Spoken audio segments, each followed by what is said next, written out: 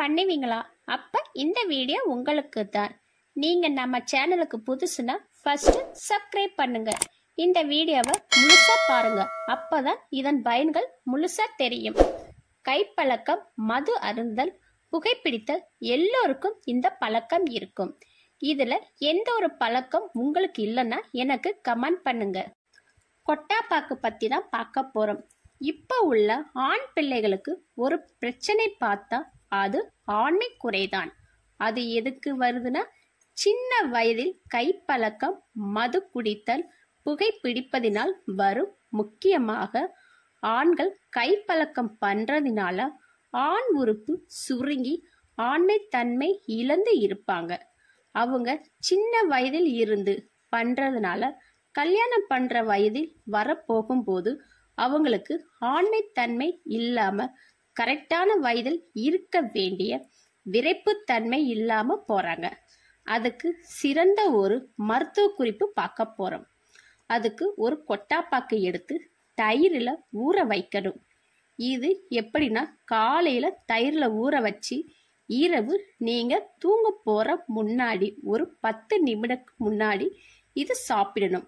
அதுல உடல் உறவுல ஈடுபடும் முன் 10 நிமிஷத்துக்கு முன்னாடி இதை சாப்பிட்டனா நீண்ட நேரம் உடல் உறவுல ஈடுபடலாம். இந்த கொட்டாப்பாக்கு தயிரில் ஊற வச்சு நல்ல பலன் கொடுக்கும். அதுபோல விந்துக்கள் எண்ணிக்கை அதிகப்படுத்துதல், விரைப்பு தன்மை அதிகமாக்க, விந்துக்கள் கெட்டிப்படிதல், அந்த அளவுக்கு விந்துக்கள் வெளியேறாது.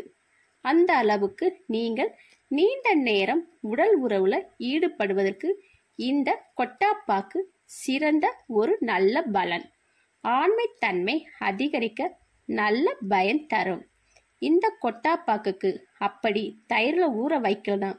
ஒரு சிலருக்கு பால் தயிர் பிடிக்கலன்னா அவங்க வீட்டுல வாழை மரம் இருக்கும். அந்த வாழை மரத்துல ஒரு ஓட்டை போட்டு அந்த ஓட்டைக்குள்ள காலையில இந்த பாக்கு, ஒரு கொட்டாப்பாக்கு இல்லைன்னா 2 கொட்டாப்பாக்கு வச்சு 8 மணி நேரம் ஊற வைக்கணும். நல்லா ஊறினதுக்கு அப்புறம் இரவு தூங்குவதற்கு முன் 10 நிமிடத்திற்கு முன் சாப்பிடுங்க. நல்ல உடல் உறவுல இருக்க முடியும். நல்ல நீண்ட நேரம் சத்தியும் நல்ல ஒரு விரைப்பு தன்மையும் கொடுக்கும். இந்த கொட்டாப்பாக்கு முதல் இரவு என்றாலே பால்தான், பழமும் தேனும் கலந்து சாப்பிட்டால் தாம்பத்தியம் சுகம் அதிகரிக்கும். நீண்ட நேரம் உடல் உறவுல ஈடுபடலாம். விரைப்பு தன்மை நல்லா இருக்கும். முக்கியமாக கைப்பழக்கம் இருக்கக்கூடாது. அப்படி உங்களால் இருக்க முடியலனா வாரத்தில் ஒரு நாள் மட்டும் கைப்பழக்கம் வைத்துக் கொள்ளுங்கள். புகைப்பிடித்தல், மது அருந்தல், திருமணம் ஆன ஆண்கள் இந்த பழக்கம் இருக்கக்கூடாது. இப்படி இருந்தால் தாம்பத்தியத்தில் முழு ஈடுபாடு இருக்க முடியாது. மேலும் இது போன்ற ஹெல்த் டிப்ஸ் தெரிந்து கொள்ள நம்ம சேனலுக்கு சப்போர்ட் பண்ணுங்க. மறக்காம லைக் அண்ட் ஷேர் பண்ணுங்க.